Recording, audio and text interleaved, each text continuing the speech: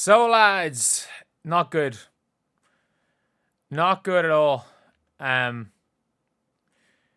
So the Indiana Fever have announced on their injury report about 15 minutes ago. So I'm a little bit late to this. I took a nap.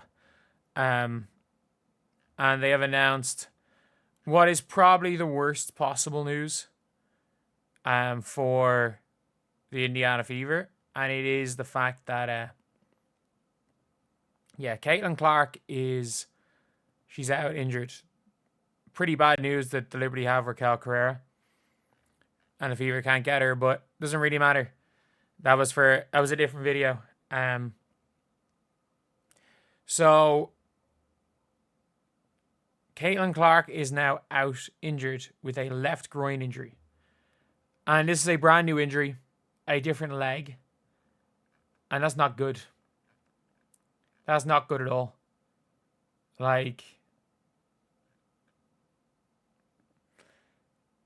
You've got now Caitlin Clark having been completely injured.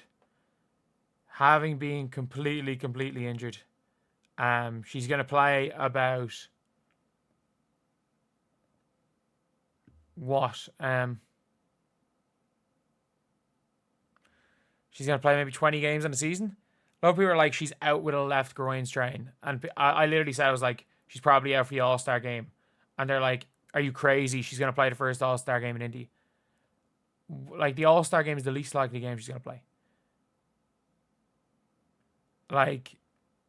Caitlin Clark is probably out for at least 3-4 weeks. Was she lifting too much in the off-season? Did she not take enough time to recover? I have absolutely no idea. Was she injured on the last meaningless play? I'm going to look through that. And, I'm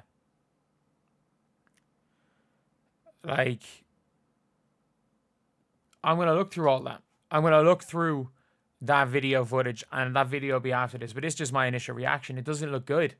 It does not look good on the Indiana Fever's team. It does not look good on the Indiana Fever's training staff. Obviously, Caitlin Clark has been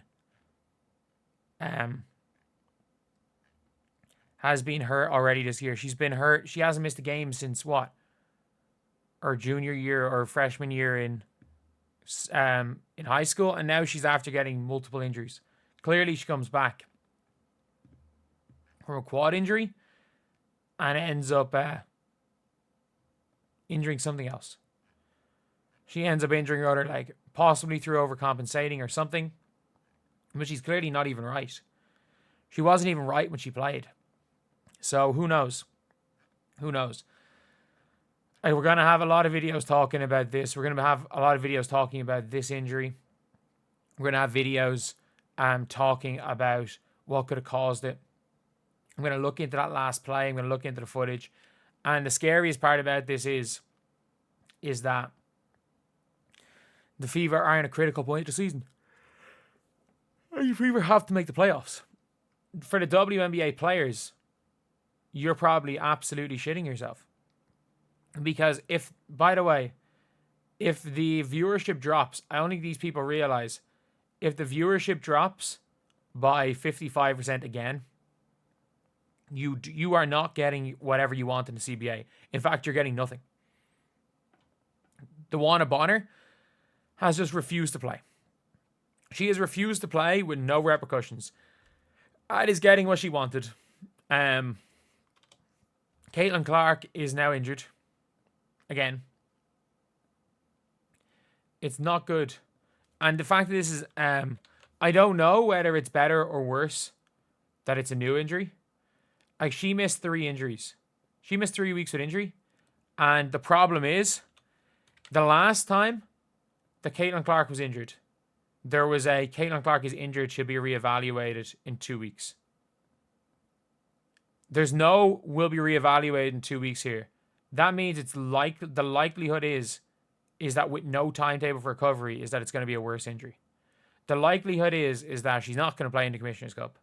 The likelihood is that she's probably not going to play in the All-Star game. And At this stage, it's about getting her healthy. It is about getting her healthy as quickly as possible. And like, I don't know when that's going to be. I don't know when it's going to be. And it's about getting her 100% healthy. Because right now, Caitlin Clark has picked up two major injuries, or two minor, possibly minor injuries. Possibly minor injuries. And if it turns out that it wasn't from the last game, that it wasn't from the last play, it would be something. And by the way, the Fever have said they're two different quad injuries. She's had two different quad injuries and a groin injury in the last 6 weeks. That's not good. That's not good. Like, that's really not good. But at the end of the day, I think I think they could be done. It could be a write-off time for the season. I think it could be time to write off the season at this stage. Go try get yourself into the lottery, maybe. Like, I don't know. Clearly, all that bulking up isn't good. Clearly, that bulking up didn't do her any good.